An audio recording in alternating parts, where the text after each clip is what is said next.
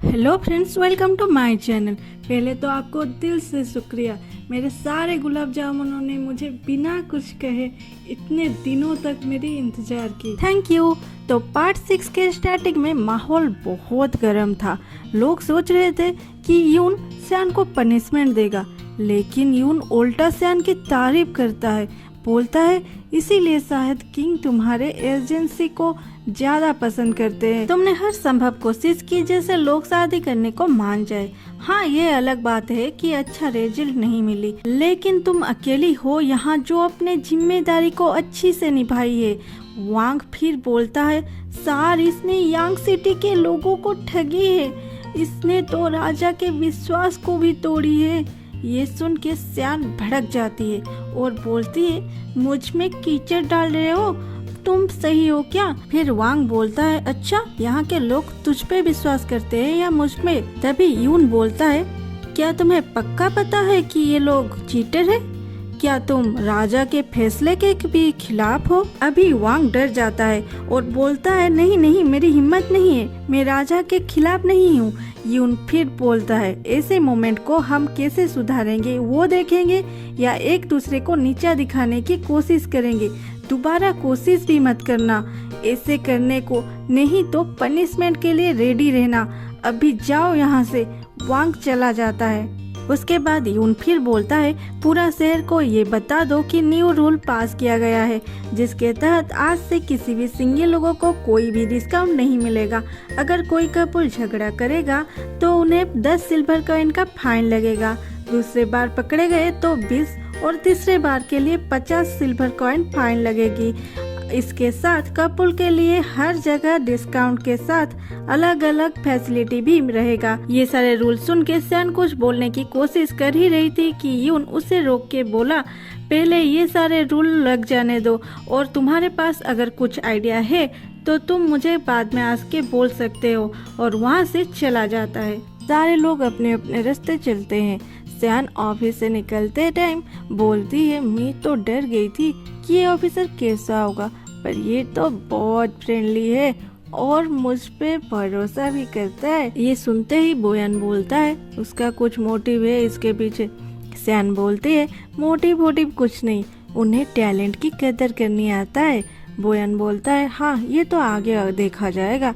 San उसे गुस्से से देखती है और उस टाइम बोयान दूसरे ओर देख रहा था। ये देख के सैन पीछे घूम के देखती है। वहाँ वांग चुपके से उन पे नजर रख रहा था। बोयान वांग की तरह जा ही रहा था। सैन उसे रोक लेती है और बोलती है यहाँ किसी के नुकसान मत करो, तुम तो उसे मार के यहाँ तोड़ फोड़ करके चले जाओगे, मगर भरपाई तो मुझे करना पड़ेगा। चलो यहाँ से चलते हैं, चलो। और दोनों वहाँ से चले जाते हैं। और दूसरे सीन में परेशान सा वांग बहुत गुस्से से बड़बड़ा रहा था कि देखो ये दोनों इतने क्लोज होके कैसे पब्लिक में चल रहे थे, थोड़ी सी भी शर्म नहीं है इन दोनों में। उसका मेड उसे बोलता है शांत रहिए मास्टर, अभी तो सारे कपल ऐसे ही घूमेंगे, उन्हें परमिशन जो मिल गया है। वांग बोलता है ऐसा नहीं हो सकता है, तुम एक काम करो, तुम इस चूहे और सैन पे नजर रखो, मुझे उन दोनों में कुछ तो गड़बड़ लग रहा है, उनका राज मैं जरूर बाहर लाऊंगा। और मेड निकल पड़ता है नजर रखने के लिए। इधर सैन और बोयान लिस्ट बना रहे थे जिसमें सारे सिंगल लोगों के नाम और पता लिख रहे थे। तभी वांग का मेड उन दोनों की जासूसी कर रहा है। ये बात बोयान को पता चल जाता है और वो सैन के करीब आके बोलता है तुम्हारे फेस में कुछ लगा है, और सैन की बहुत नजदीक आ जाता है। वहाँ रखे हुए ड्राई फ्रूट से एक उठा के चुपके से उस मेड के हाथ पे निशाना लगाता है और मेड नीचे गिर जाता है। कुछ देर के चुप्पी के बाद सैन बोलती है कल मैं यून के पास जाऊंगी ये लिस्ट देने, वो भी अकेले। बोयान बोलता है ठीक है, आगे की लिस्ट तुम बनाओ, और वहाँ से चला जाता है।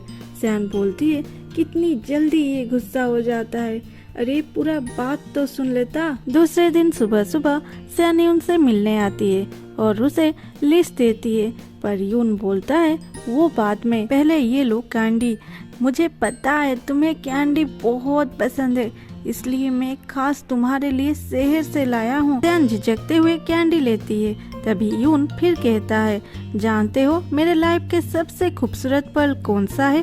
पहला, जब तुम बचपन में मुझसे मिले थे, और दूसरी आज जब इतने सालों के बाद तुम मेरे सामने बैठे हो।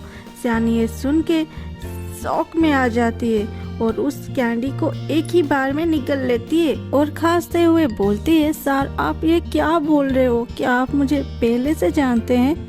यून को जब पता चलता है कि सैन उसे भूल गई है, वो उसे अपने पास रखे कैंडी रैपर्स दिखाता है और 10 साल पहले कैसे उसके दादाजी उसे मारने के बाद सैन उसे क्या चुप कराने के लिए कैंडी लाके दिया करती थी उसके बारे में याद दिलाता है। लेकिन सैन को कुछ भी याद नहीं था, पर वो अपने अंदाज में बोलती है, हाँ मुझे याद आया, तुम वो मोटे वाले अंकल के बेटे हो ना? यून उदास होके नाक में सिर हिलाता है। सैन वहाँ पे चुप नहीं होता, वो अपने बचपन के बहुत सारे दोस्तों के नाम लेने लगी। यून उनमें से कोई नहीं था। सैन चिढ़ते हुए बोलती है, तो तुम कौन हो? यून जब इतने सारे लड़के को सैन कैंडी दिया है ये जानता है, वो अपना कैंडी रैपर छुपा लेता है और बोलता है, रहने दो, कभी तो मैं याद आऊंगी तुम्हें, तब तक मैं तुम्हें याद दिलाने की कोशिश करता रहूंगा। और दूसरे पार्ट में दिखाया जाता है जो मैरिज के गॉड थे वो बेस बदल के अपने भाई को ढूंढते हुए यांग सिटी में पहुंचे हैं और वो सीधा सैन के घर के छत से बोयान को देखने लगते हैं। बोयान को पता चल जाता है कि कोई उस पर नजर रख रहा है और वो वांग का आदमी है। वे सोच के पास रखे हुए आमला को अपने पावर से इतने जोर से मारते हैं कि मैरिज के घर गिर जाते हैं और चिल्लाते हैं, आ ये लड़का हमेशा क्यों इतनी जल्दी में रहता है, ना देखा कौन है और मार दिया। तभी बोयान वहाँ पहुँच जाता है।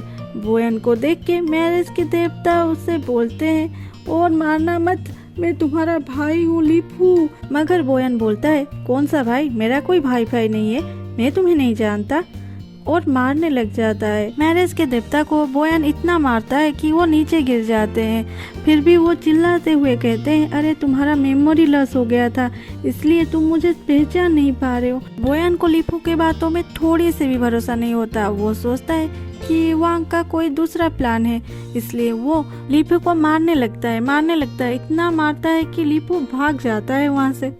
आज के लिए बस इतना ही। आगे क्या होगा? क्या सैन को अपने बचपन के कैंडी दोस्त के बारे में याद आएगी? क्या बोयान को अपने पास्ट और अपने भाई के बारे में कुछ भी याद आएगा? जानते हैं अगले एपिसोड में। एंड आप सभी को थैंक्स मुझे सपोर्ट करने के लिए, एंड लव यू ऑल। ये रहा मेरे शादी के कुछ अनमोल पल। Thank you.